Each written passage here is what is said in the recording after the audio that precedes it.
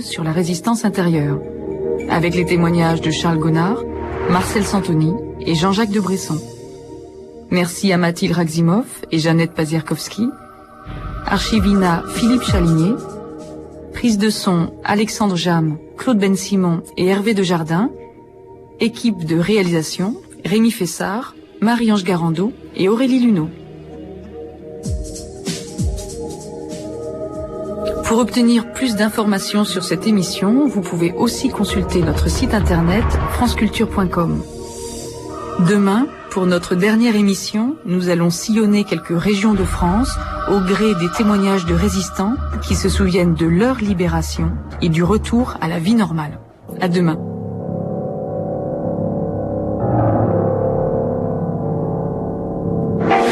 Autre page de l'histoire sur France Culture. Voici maintenant le procès Barbie.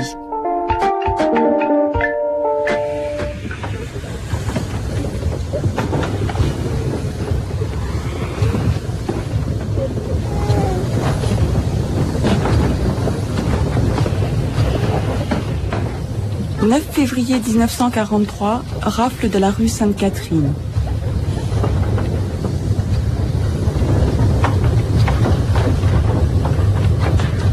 « 6 avril 1944, rafle des enfants de la maison d'Isieux. »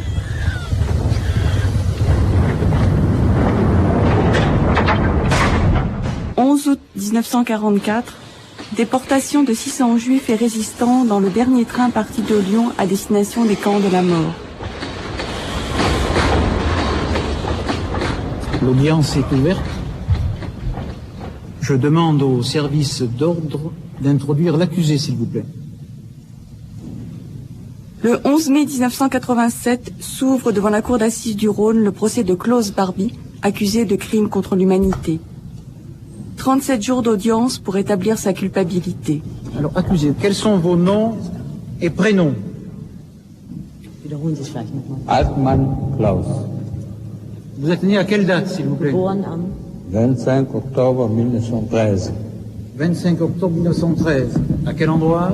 Bad Godesberg. À Bad Godesberg. Près de Bonn. Quelle est votre profession? Kaufmann. Commerçant. Commerçant. Et quel est votre domicile au moment de votre arrestation? La Passe. La Passe. Vous nous dites vous vous appelez Altmann. Votre père s'appelait Barbie. Depuis quand utilisez-vous le patronyme de Altmann? Je suis nationalisé depuis le 3 octobre 1957 en 1955. 1957 en Bolivie sous les deux noms, Klaus Altmann et Klaus Barbie.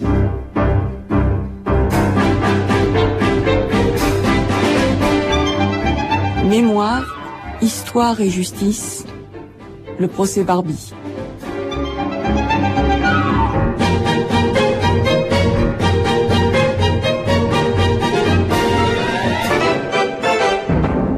Le procès Barbie, aujourd'hui deuxième et dernière journée consacrée aux plaidoiries de la défense. Le verdict, vous le savez, sera connu demain soir. Mais la journée d'hier a été marquée par un très vif incident entre les avocats de la partie civile et ceux de la défense. C'est maître Bouaïta du barreau d'Alger, l'un des défenseurs de Barbie, qui a mis le feu aux poudres. L'avocat a en effet comparé les atrocités nazies aux morts palestiniens, les victimes des camps de Sabra et Shatila au Liban. Dans Sabra et Shatila, vous avez par exemple une volonté, comme je l'ai dit dans mes plaidoiries, une volonté déterminée d'exterminer un camp de civils avec des vieillards, des femmes, des enfants. Cet événement, pour moi, est encore plus grave que ce qui a été commis par l'armée nazie. La mort des enfants d'Isieux, il y a eu dans l'histoire de l'humanité bien plus pire. Pensez-vous qu'une notion aussi importante que le crime contre l'humanité, qu'on puisse simplement la restreindre à un petit carré qui s'arrêterait à la banlieue de Tel Aviv ou à la banlieue de Lyon? Moi, je vous dis, quand on parle d'humanité, c'est le bon sens même qui l'appelle. Lorsqu'on parle d'humanité, on parle de tous les massacres. La défense, incontestablement, a apporté le langage de la paix et de l'oubli.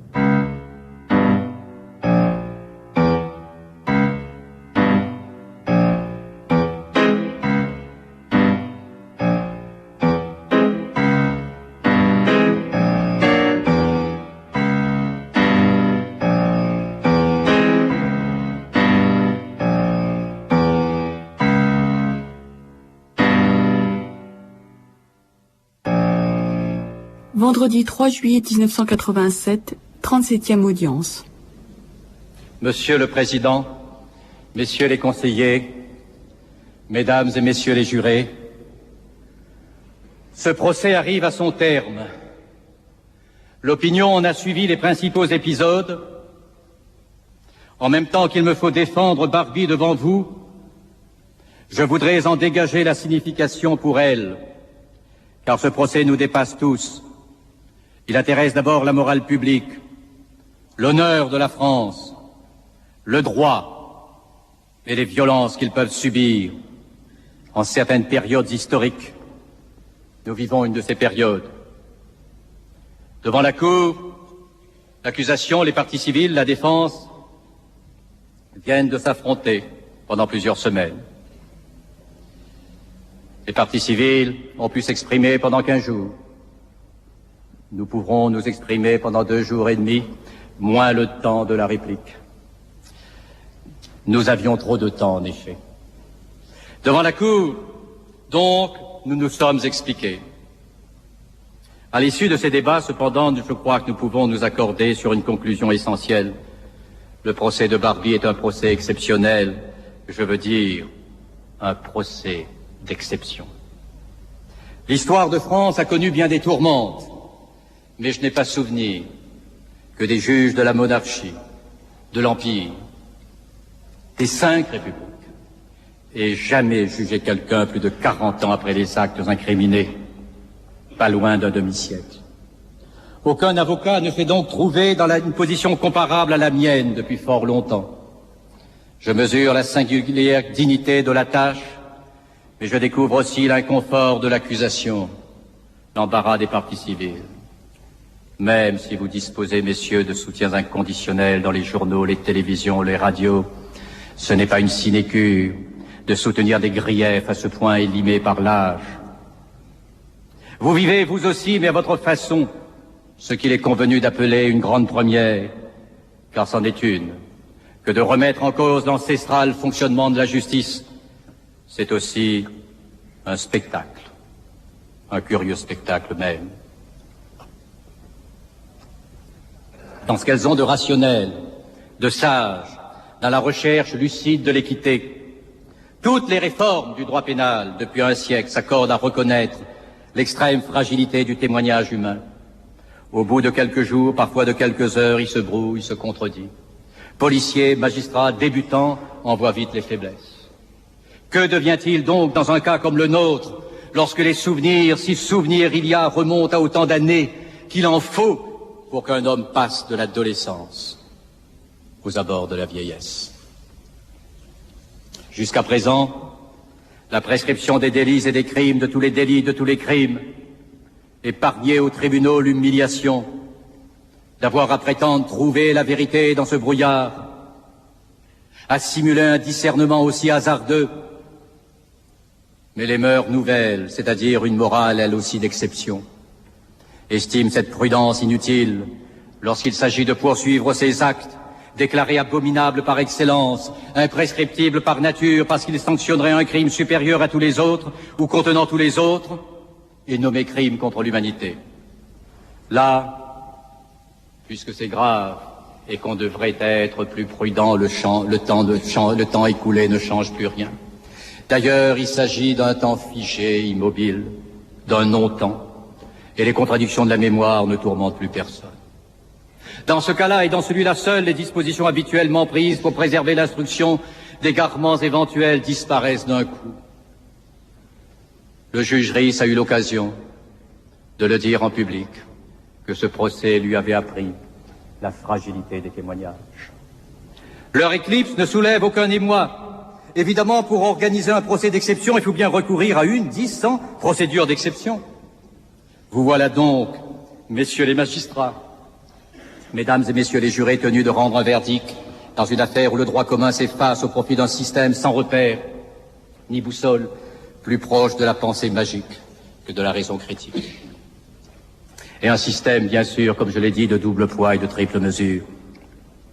Sauf en période de troubles civils où les passions somment la justice de servir leur vengeance, aucun tribunal français n'a subi la triste infortune de siéger dans ces conditions.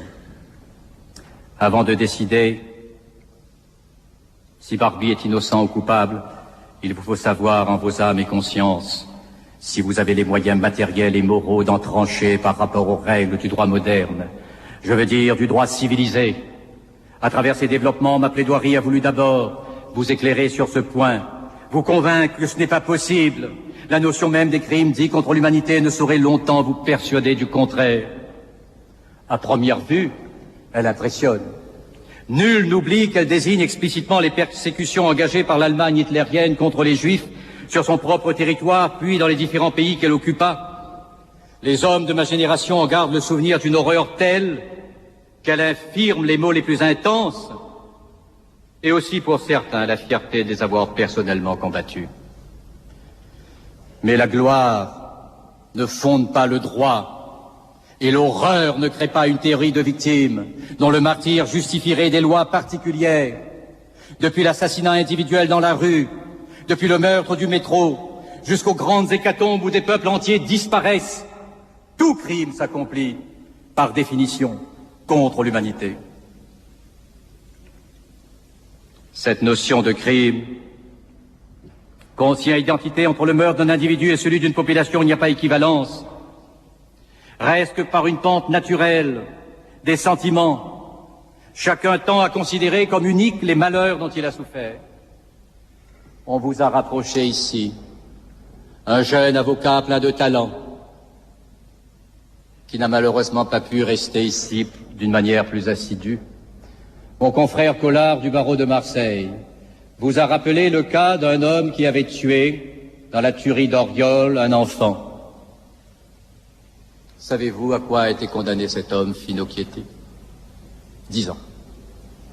Cette notion de crime contre l'humanité ne date pas des camps de concentration hitlériens, aussi récentes qu'elles paraissent.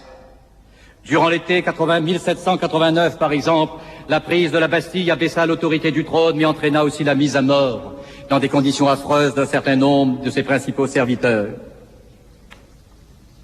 Antoine de Rivarol écrivait « Ce crime contre la royauté a été suivi d'attentats sans nombre contre l'humanité ». De cette formule au crime contre l'humanité, il n'y avait vraiment pas loin. 128 ans passent, la France oublie Rivarol. Avec l'Europe entière, elle change de civilisation et se précipite dans l'aventure industrielle. Au rythme de la production moderne, la guerre aussi devient une industrie. Lorsqu'elle éclate en 1914, ses ravages prennent de telles dimensions qu'en Russie, le jour même où il prend le pouvoir, Lénine lance son fameux décret sur la paix du 26 novembre 1917 et dit « Le gouvernement estime que continuer la guerre serait commettre le plus grand crime contre l'humanité. » Rivarol et Lénine marchent rarement de concert. L'identité de leur formule mérite donc de retenir spécialement l'attention. Lorsqu'ils veulent exprimer l'horreur la plus complète, le même terme de crime contre l'humanité leur vient spontanément à l'esprit. En 1789, comme en 1917, il ne s'agit pas d'une notion nouvelle, apparue seulement vers 1945 devant les charniers du Troisième Reich. Il s'agit d'un concept, hélas, bien incapable de fonder un droit nouveau. Je le sais, ce mot-là impressionne. Quoi de pire qu'un crime contre l'humanité? Rien sans doute. Excepté que l'humanité a tant l'habitude de commettre des crimes contre elle-même, qu'il n'est pas de bonne discipline intellectuelle de considérer l'horreur comme un élément particulier à une époque. Tout peuple, toute religion, tout parti, tout groupe s'identifie plus ou moins à l'espèce humaine quand il ne s'élève pas au-dessus d'elle. Mais la partie n'est pas le tout, et l'historique n'est pas l'éternel. Nul ne peut être à la fois soi-même et les autres, c'est du moins ce que dit le droit. C'est même sa raison d'être. L'organisation de ce procès a dû vous le rappeler depuis sa première audience. Si les actes reprochés à Barbie intéressaient vraiment l'humanité dans son ensemble, s'ils résultaient d'un crime sans précédent et sans suite, l'espèce tout entière non seulement se serait portée partie civile, mais aurait exigé de participer au jugement, de siéger dans cette enceinte, d'étendre vos pouvoirs aux dimensions d'un tribunal international pour donner au verdict.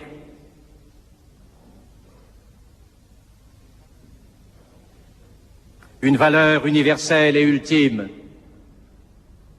Et vous savez qu'il n'en est rien. Symboliquement, l'humanité est seulement ici. S'il excite des passions en France, ce procès, pas toujours les plus heureuses, ce procès conduit en son nom, laisse l'humanité bien indifférente. Quel esprit libre et raisonnable s'en étonnerait-il?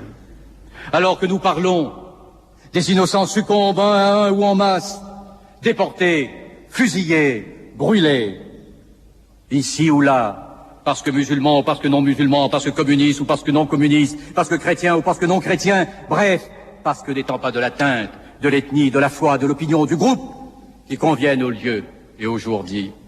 Et qui d'entre nous n'aimerait croire qu'avec la défaite de Hitler se sont éteintes, ont disparu pour jamais les figures extrêmes du mal dont il avait si intensément rallumé l'infatigable jeunesse. Nous voudrions tous le croire. Cela, du moins, j'imagine, nous réunit. Si légitime que soit le désir, il est vain de le prendre pour une réalité. Et sitôt alerté, réveillé, le rêveur n'est plus un rêveur. Il est un hypocrite. Il faudrait enfin comprendre la sinistre vérité. Le nazisme n'a pas incarné une forme unique, définitive du mal, mais l'une de ses expressions temporaires les plus absolues. C'était plus qu'assez pour abominer son souvenir. C'était plus que suffisant pour le condamner. Hitler disparut. L'ardeur rouge des meurtres s'est réveillée aussitôt ailleurs. Ainsi parmi nous, elle s'éleva avec la répression dont je vous ai parlé il y a 2 jours. Et je sais, les massacres ne se justifient et ne s'annulent pas réciproquement. Les hécatombes des guerres coloniales n'effacent en aucune façon celles d'Auschwitz, mais pour organiser un procès comme celui-ci, au nom de la conscience humaine, pour punir, je le répète, des crimes dits contre l'humanité, il faut pouvoir parler soi-même au nom de l'humanité tout entière, du haut d'une vertu irréprochable qu'aucun soupçon ne saurait atteindre, avoir les mains pures et la mémoire à jour. C'est le cas de chacun d'entre nous individuellement, je le suppose. Mais ce n'est pas notre cas en tant que collectivité. Je le déplore peut-être plus que d'autres. Au reste, ce n'est peut-être le cas de personne. 22 années après la fin de la guerre d'Algérie, je ne rouvre pas le pénible débat des causes premières, je ne le veux pas. Je ne cherche pas à savoir si les troupes tuèrent des paysans malgaches, des femmes vietnamiennes, des enfants arabes ou kabyles, par stricte nécessité militaire, ou si elles se trouvèrent prises dans l'engrenage des meurtres, si des soldats, des policiers, des responsables cédèrent de bon gré aux entraînements du racisme et à ceux de la haine. Comme toujours, la réalité varie d'un lieu à l'autre, selon les circonstances et les individus. Mais la paix est revenue. Dans ces pays, les vivants ont laissé les morts enterrer les morts, comme il est dit. Cette sorte d'amnistie par le silence ne satisfait pas pleinement, certes. Elle permet à des tortionnaires d'atteindre paisiblement le terme de leur jour, souvent au milieu du respect général.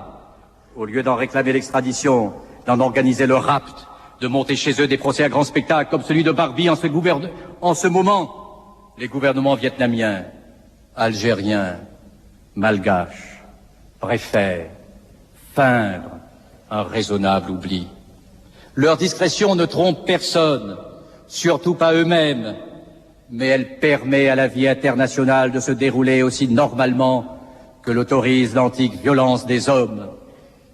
Or, curieusement, la République refuse à l'accuser ce compromis dont elle tolère l'avantage pour elle-même.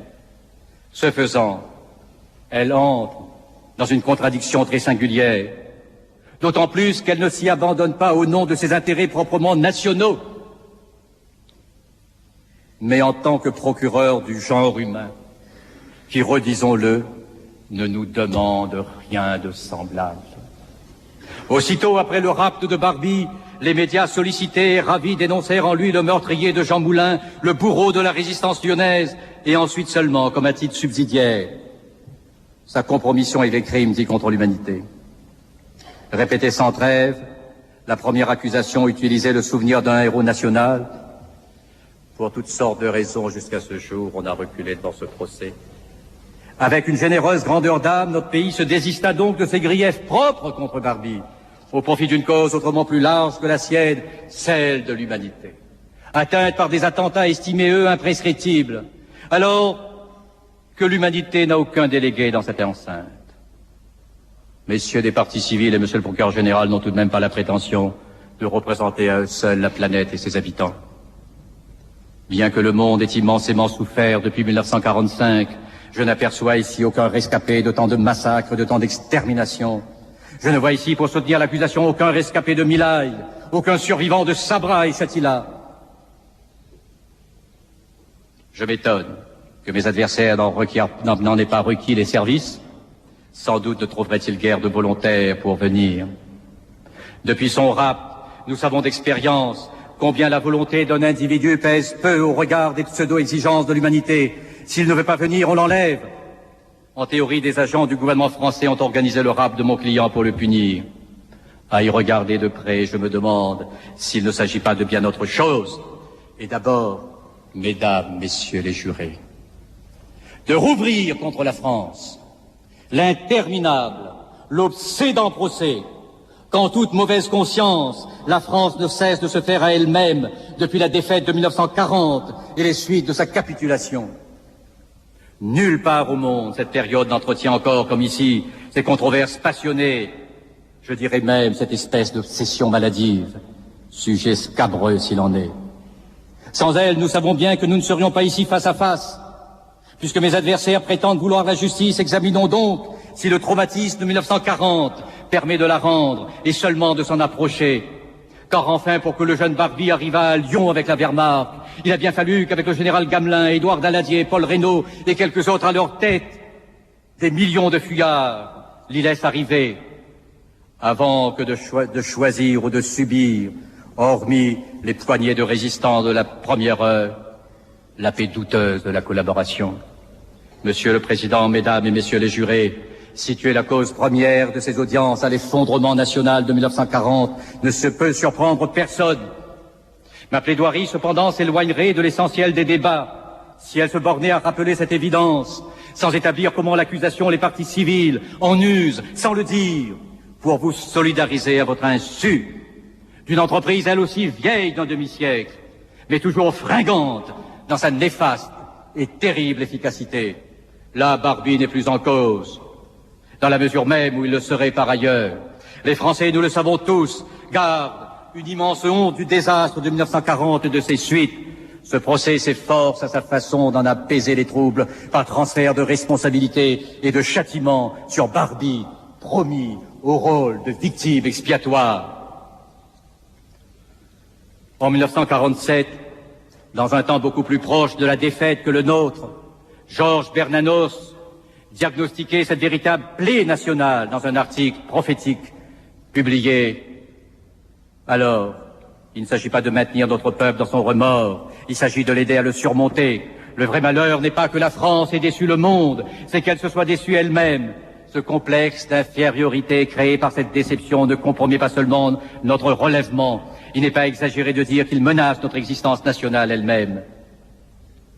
Car la manie épuratrice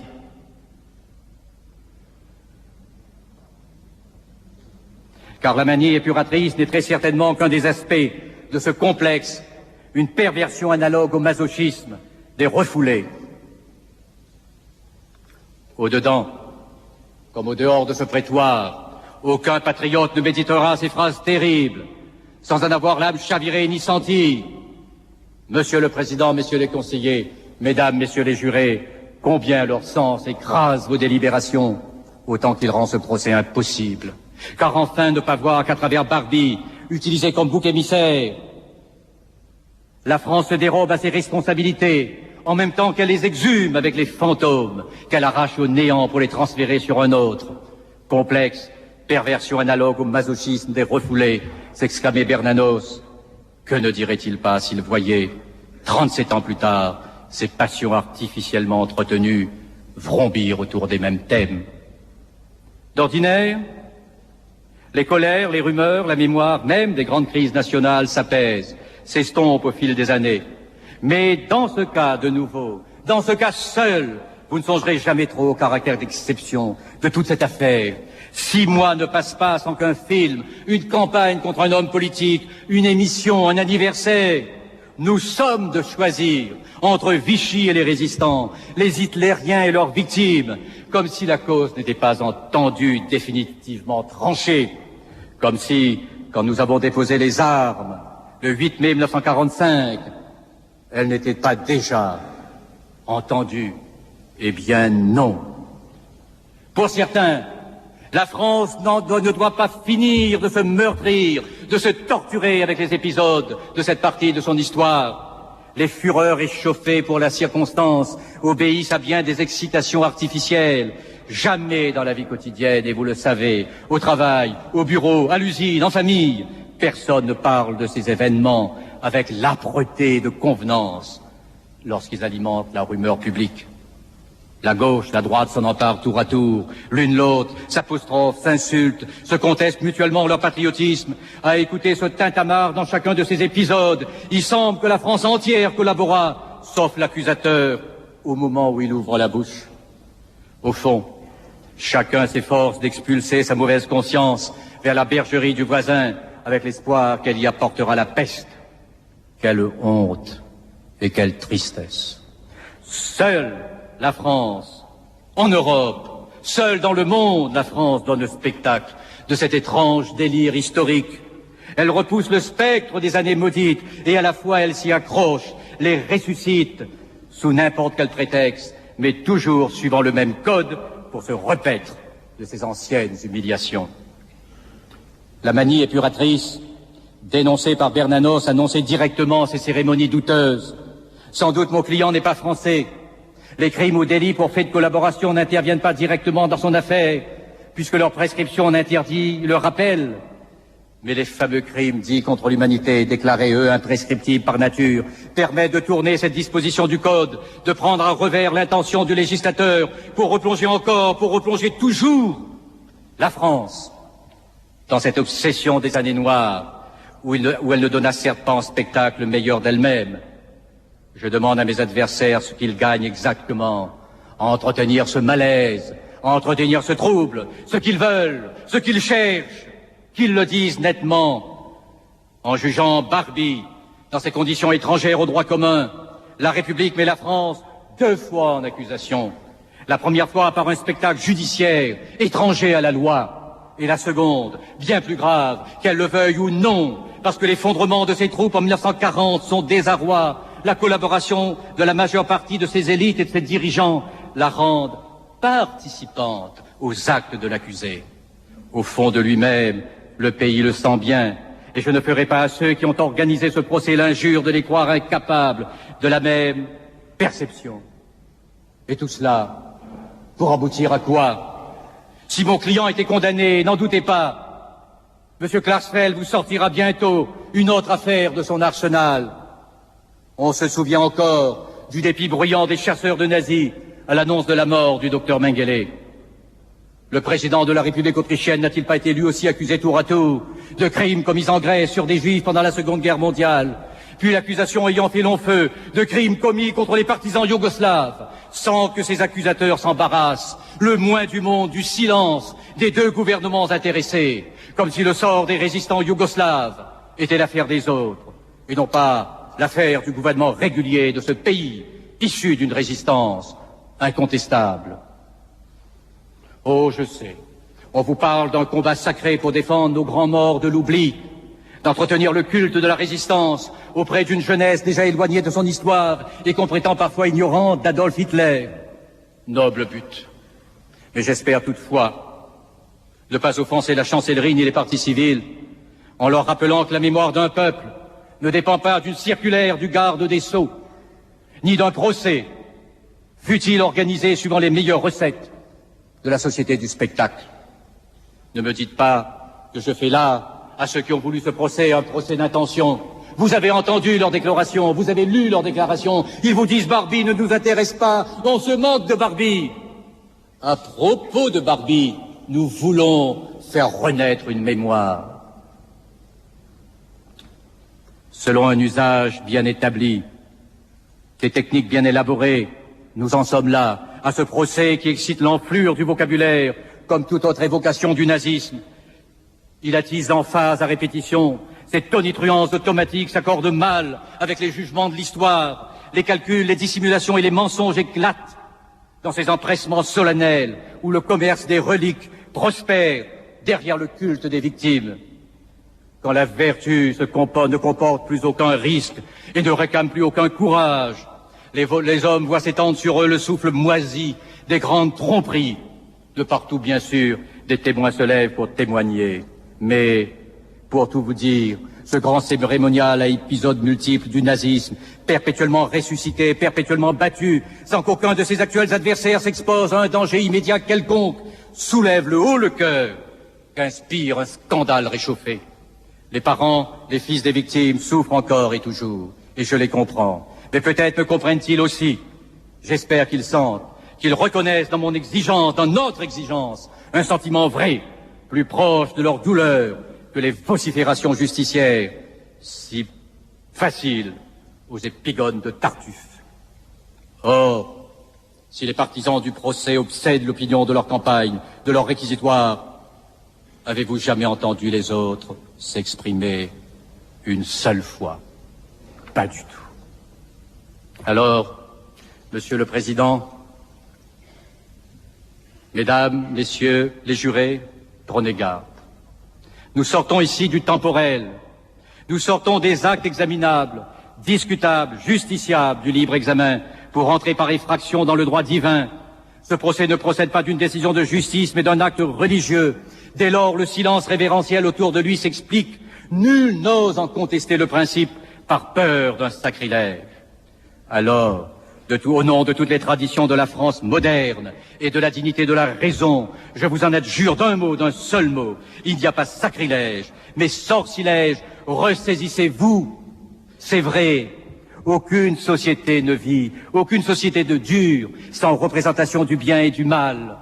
Affranchie de ces vieilles certitudes par le progrès technique, la nôtre défie, ou plutôt croit défier, cette antique loi sociale. Naturellement, elle se trompe.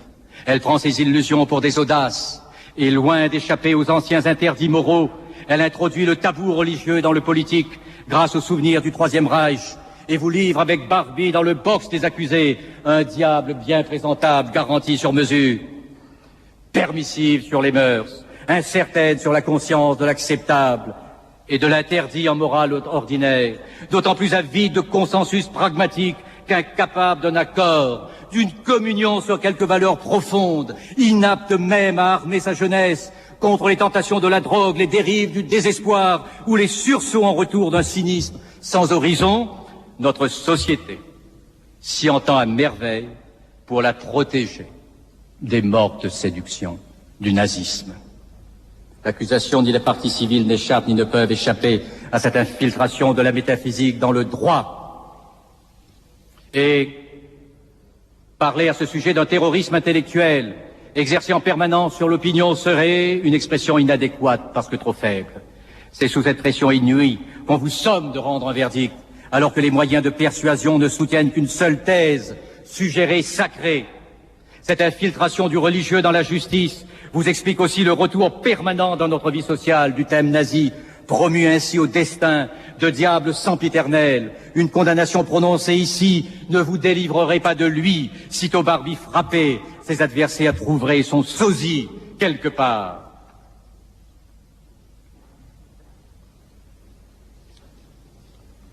Au lieu d'entretenir une ferveur chez nos cadets, ce psittacisme complaisant finira par leur rendre la meilleure des causes infiniment douteuses. Les plus nobles d'entre eux, je veux dire, les plus intransigeants, les plus lucides, éprouveront toujours une invincible répugnance envers les exploits trop faciles, les triomphes trop éclatants de cette religion civile officielle. Offrez-leur, si vous le voulez, si vous le pouvez, des actes pour aujourd'hui, des combats nouveaux, une audace neuve, pour s'en aller à l'assaut des figures et des forces actuelles de l'inhumanité. Elle ne manque pas, il n'y aurait que l'embarras du choix, autre chose en tout cas que le double culte d'une abomination et d'un héroïsme tous deux éteints il y a plus de 40 ans, avec les zones immenses d'ombre, de la ruse et du mensonge humain, reliant ces deux pôles extrêmes. Au reste, mes adversaires réclame la condamnation de Barbie pour empêcher ce qu'il nomme la banalisation du nazisme.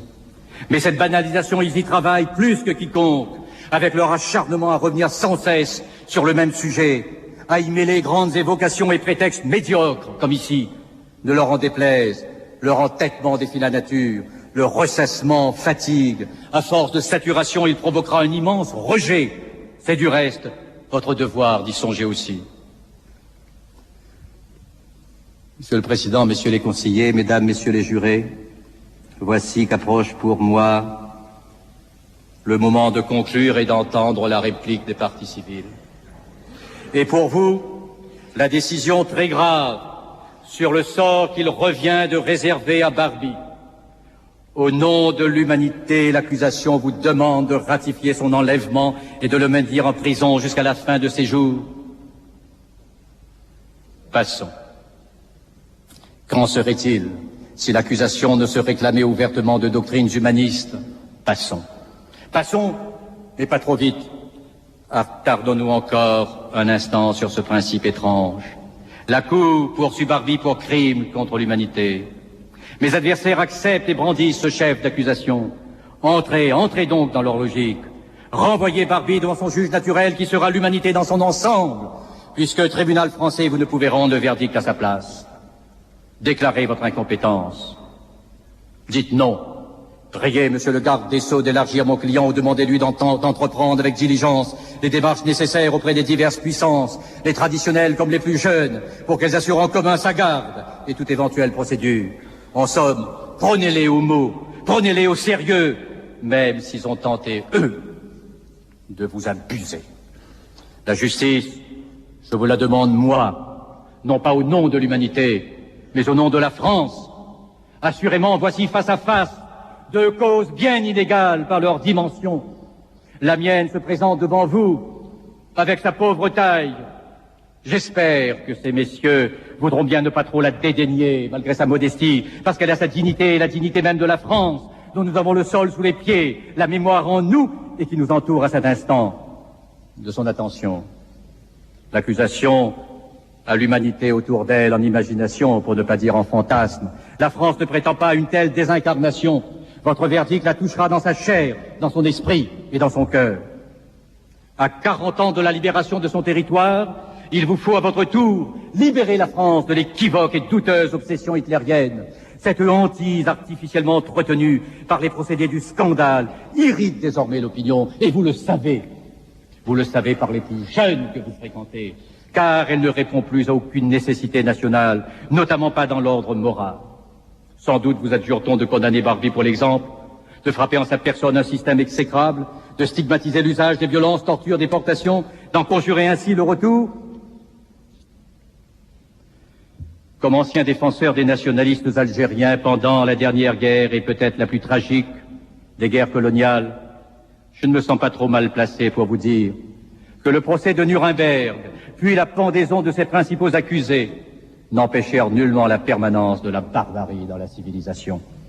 Les 46 années de détention de Rudolf Hess, exemplaire s'il en est, à ma connaissance, il n'existe pas dans le monde de prisonniers détenus depuis plus longtemps, n'ont empêché en aucune façon un seul crime politique sur la surface du globe. Alors, finissons-en, je vous en prie, avec ces prétentions hypocrites, avec la prétendue exemplarité d'une peine dont vous savez d'avance qu'elle ne servira d'exemple à rien ni à personne. Elle n'apaisera même pas l'intarissable appétit de tumulte et de vengeance de certains. Sinon, ils auraient depuis longtemps renoncé aux poursuites. Avant de décider du sort de Barbie, demandez-vous en conscience ce que la justice, ce que la France, ce que vos enfants, ce que vous-même, vous gagneriez à sa condamnation. Rien de ce qu'il est censé représenter par sa vie et son passé n'a plus d'existence réelle dans notre monde. Le mal a changé de forme et d'uniforme, de masque aussi. À vous acharner sur celui d'hier, vous aidez sans le vouloir, mais vous aidez tout de même le mal présent. Maintes fois, au cours des débats de ce procès vous est apparu irréel et comme évanescent. Parce qu'il défie le sens commun, parce qu'il défie la morale ordinaire, ce procès n'a pu s'accomplir qu'en infraction du droit. Mais il a maintenu sur la conscience française l'hypothèque des 4 années d'occupation, alors qu'il convient tout au contraire de l'en affranchir une bonne fois et définitivement. Cette longue et je le crois nécessaire plaidoirie était pour vous dire, Monsieur le Président, Messieurs les conseillers, Mesdames et Messieurs les jurés, et à travers vous au peuple français, au nom de l'humanité, au nom de la loi, au nom du droit, au nom de la France, enfin qui n'a que trop souffert de ses faiblesses, trop tardé sur ses remords, bref, trop douté de sa grandeur et de sa vérité. Acquitté sans plus tarder Klaus Barbie, victime expiatrice par trop commode d'un bataillon de la vengeance qui n'est pas l'armée des victimes innombrables et fraternelles. La pauvre, l'immense armée sans visage et sans nom, et qui recrute toujours, encore aujourd'hui, et toujours, et sans relâche. Si la France, si l'humanité attend quelque chose de vous, c'est un acte de courage et de raison, un acte de vérité. Certainement pas un geste de convenance. La France alors s'en trouverait grandie. Répondez non à toutes les questions qui vous seront posées. Maître Vergès, la Cour vous remercie. Monsieur le bâtonnier, la réplique va durer à combien de temps? Quelques minutes, Monsieur le Président. Alors attendez, l'audience est suspendue 20 minutes. Je vais prendre la parole tout de suite, si vous le souhaitez. Parce que voyez-vous, il y a la lecture des questions. Je crois Monsieur le Président, je pense que tout le monde sera d'accord nous en avons encore pour que je prenne la parole tout de suite. Je me permets d'insister. Bien. Alors, l'audience continue. Je vous en prie.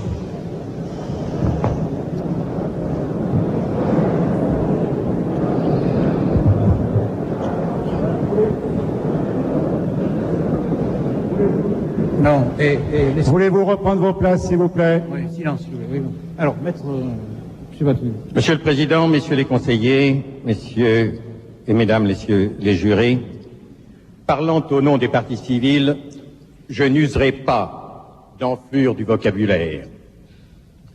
Le Code de procédure pénale permet aux parties civiles de répliquer. En fait, ce droit n'est exercé que dans des circonstances exceptionnelles. Nous estimons que ces circonstances ne sont pas réunies aujourd'hui. Et mon confrère Zaoui m'a autorisé à le dire, lui qui s'était réservé le droit de répliquer il y a 2 jours. Depuis 3 jours, la défense a pu s'exprimer librement. Ce que nous avons entendu est la démonstration, d'abord, que la défense est libre. D'autre part, que ce procès si critiqué par elle est un procès équitable au sens international du mot et qu'il fait l'honneur de la France. La défense a choisi et développé ses arguments. Certains nous ont été insupportables. Nous les avons supportés. Ce fut notre dernière contribution à ce procès équitable.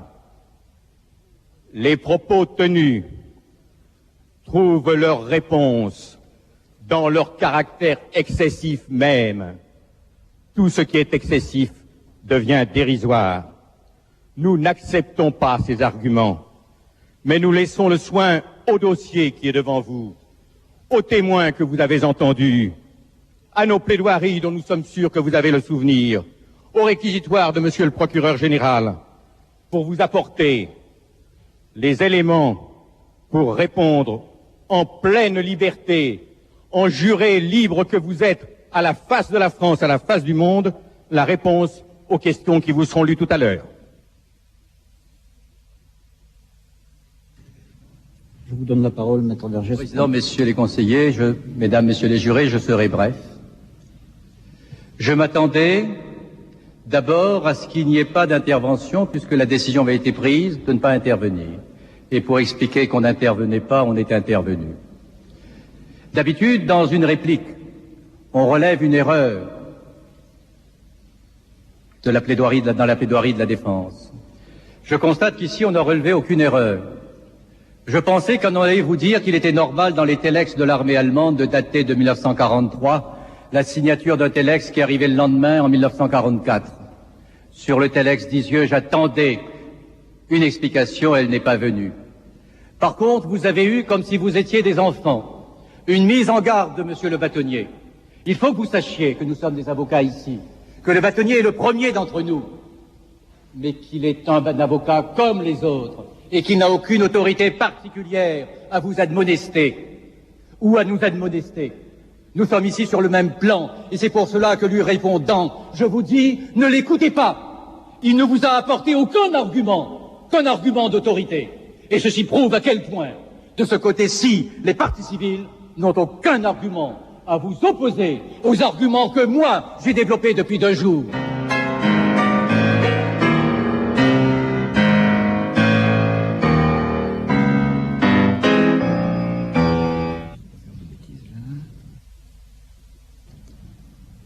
Madame Billot, vous allez traduire à l'accusé. Vous vous levez, monsieur l'accusé, s'il vous plaît.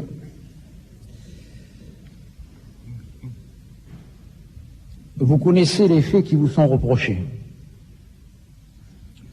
Au cours de ces 8 semaines de débat, vous traduisez, madame, s'il vous plaît, vous avez été tenu rigoureusement au courant de leur contenu. Dans quelques instants, la Cour et les jurés vont se retirer pour délibérer. Auparavant, la faculté vous est offerte de vous exprimer si vous l'estimez utile. Je vous pose donc la question, avez-vous quelque chose à dire pour votre défense ? Oui, Monsieur le Président. Quelques mots en français.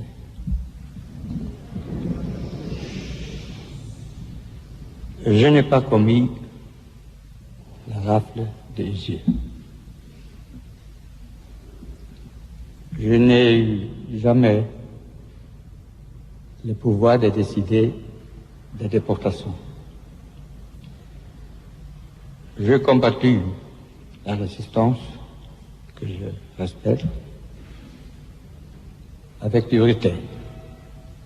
Mais c'était la guerre, et la guerre, c'est fini. Merci. Asseyez-vous. Les débats sont terminés.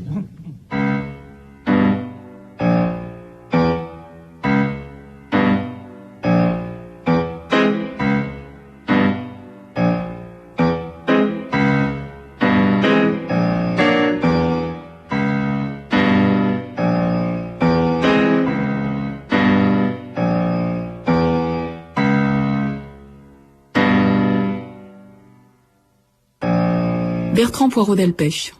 C'est un avocat provocateur. Il manie la provocation admirablement.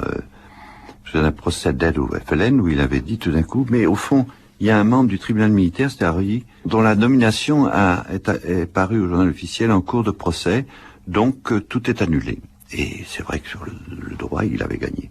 Et là, même chose, il a cherché Noise à beaucoup d'occasions.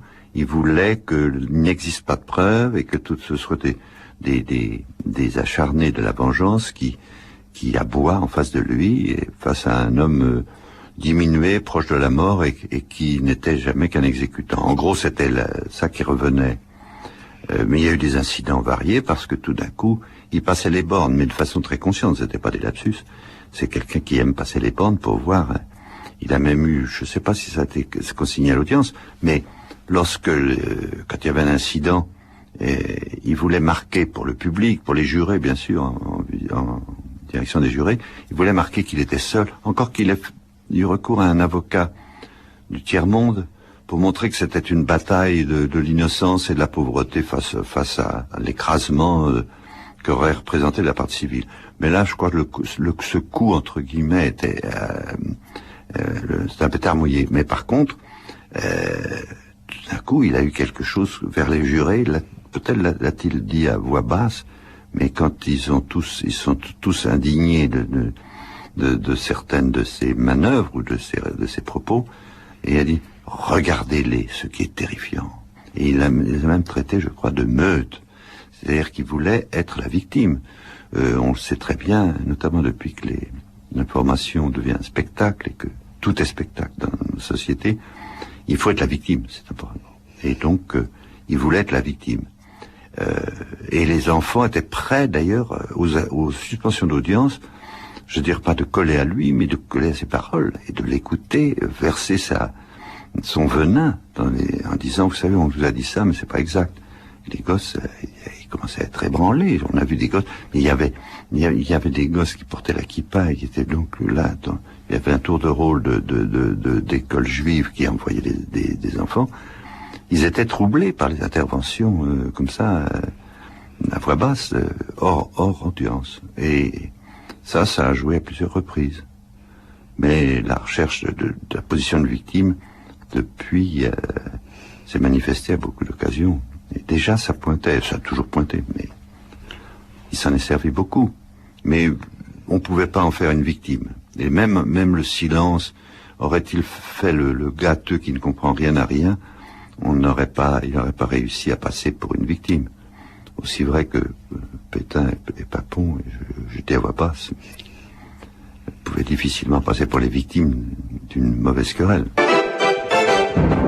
Klaus Lanzmann, quand il a été décidé de passer ce film à la télévision, est-ce que le fait que le procès Barbie ait lieu en ce moment a joué d'une façon ou d'une autre dans la décision de la date? Ça a sûrement joué dans la décision des responsables de la chaîne, ça me paraît tout à fait clair. Ça n'a pas joué, et ça c'est leur problème, et si Shoah passe à la télévision à la faveur du procès Barbie, ce sera au moins un côté positif du procès Barbie qui selon moi n'en a pas tellement. Bon, mais en tout cas, ça n'était pas du tout mon propos. J'ai commencé à travailler à Shoah il y a 13 ans, j'ai mis 11 ans à le faire, et quand j'ai commencé, il n'y avait pas de Barbie. Enfin, Barbie se trouvait ailleurs. Je n'ai songé ni à Barbie, ni aux Forissoniens, ni aux révisionnistes. Je veux dire, mon projet était tout autre. Enfin. Alors, Claude Lanzmann, je vous propose tout d'abord d'écouter un reportage fait par Daniel Grillon dans une famille avec laquelle il a vu Shoah hier soir à la télévision. Moi, ce que j'apprécie dans ce film, c'est qu'il n'y a pas de vision d'horreur, parce on a eu ces images d'horreur, et ce qui est assez étonnant, c'est la banalité, c'est le calme, c'est la plénitude, et c'est en fait les gens qu'on extermine alors que la vie continue à côté et que personne ne réagit.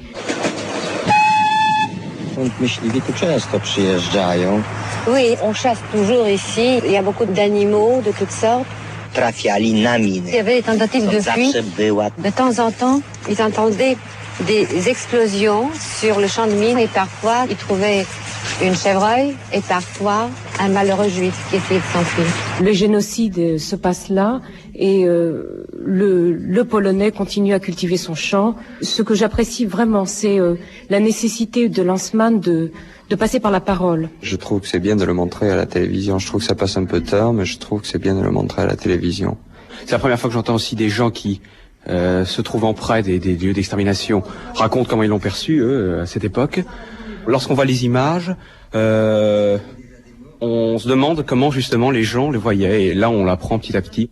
Votre réaction, Claude Lanzmann?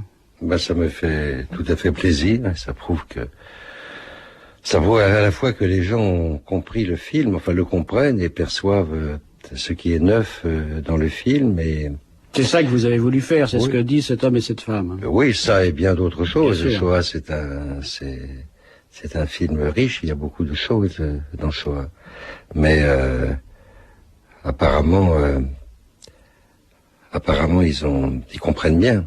Il y a une chose qui est tout à fait frappante pour tous ceux qui n'avaient pas encore vu le film et qui l'ont donc vu hier soir pour la première fois, c'est parmi tous les témoins que vous avez interrogés en Pologne, un certain nombre parlent de cela, justement ceux qui ont continué à cultiver leur champ à côté du camp de concentration. D'extermination. Ils parlaient de cela d'une façon presque décontractée, je veux dire. Oui, enfin ils ont les souvenirs ils ont été pourquoi est-ce que la Pologne est si importante dans ce film? C'est que Pour qu'il y ait histoire, il faut qu'il y ait contemporanéité. C'est la condition première de l'histoire. S'il n'y a pas de contemporain d'un événement, c'est comme si l'événement n'avait pas été. Or, on ne peut pas dire que les nazis soient les contemporains de l'événement, c'est autre chose. Ils sont des acteurs, ils sont les tueurs. On ne peut pas dire non plus que les juifs le soient, ils sont des victimes. Les seuls contemporains proches de l'événement, ce sont les Polonais. Et les Polonais ont tout vu, tout su, tout entendu, tout senti. Bon, et ils le disent. Soudain, j'arrive et il y a une sorte de formidable, fantastique parole jamais dite et refoulée qui se met à surgir. Ce sont des geysers, des torrents de paroles. Et tous disent... Et ils sont dans la routine de l'extermination, parce qu'ils voient ça tous les jours, sous leurs yeux. Mais on avait presque l'impression qu'ils finalement ils s'y étaient habitués. Mais c'est évident qu'ils étaient habitués. Ils le disent d'ailleurs. Il y en a dans le film qui le disent, enfin. Et même certains, à la limite, qu'ils étaient d'accord. Je ne veux pas dire cela parce que je trouve que c'est pas nécessaire de faire de la polémique, mais ça ressort quand même. Il y a des scènes du film où on voit, puisque le film est tourné de nos jours, il n'y a pas un seul document du temps ancien dans ce film.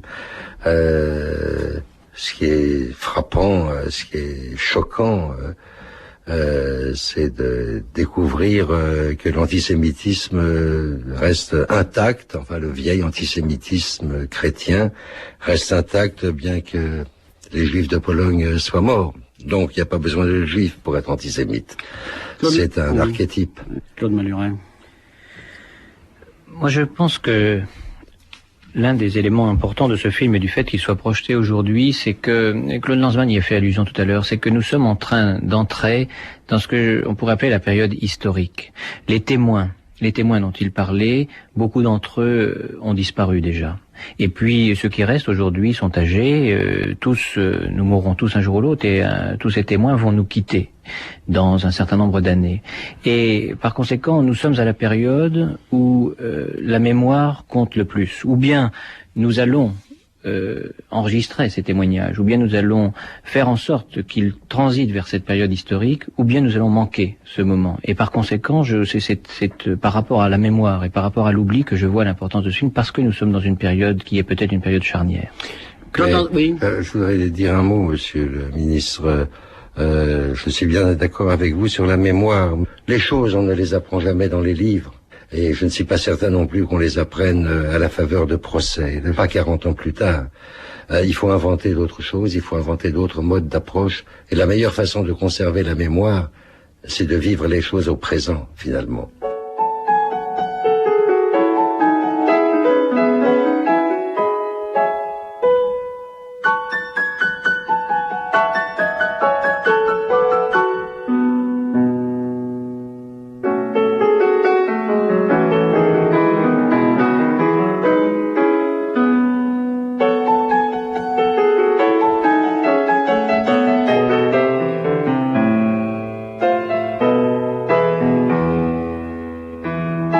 Le procès Barbie, une série de Dominique Missika, archive INA, mixage Marie-Dominique Bougot et Anne Le Guéhenec, réalisation Pierrette Perronneau.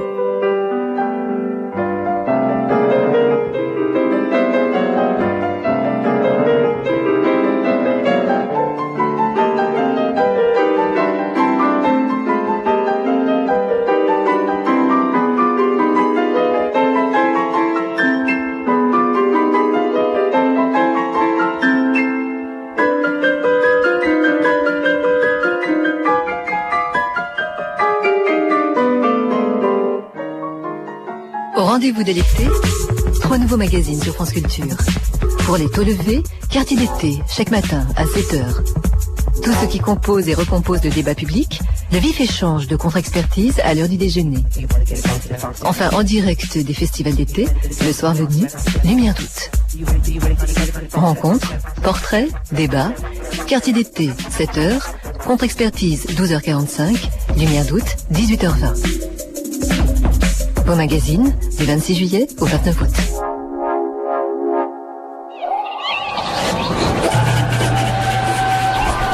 Regardez cette grotte, Françoise. C'est une cathédrale du désert, ça. C'est majestueux. Nous allons devoir parler tout doucement. Nous entrons dans un temple. Est-ce que nous allons oser marcher sur ce sable, François? Non, on va le contourner. C'est pas possible. Quelquefois, c'est pas possible. Les courbes sont tellement pures que quelquefois, il faut quand même savoir faire quelques pas de plus.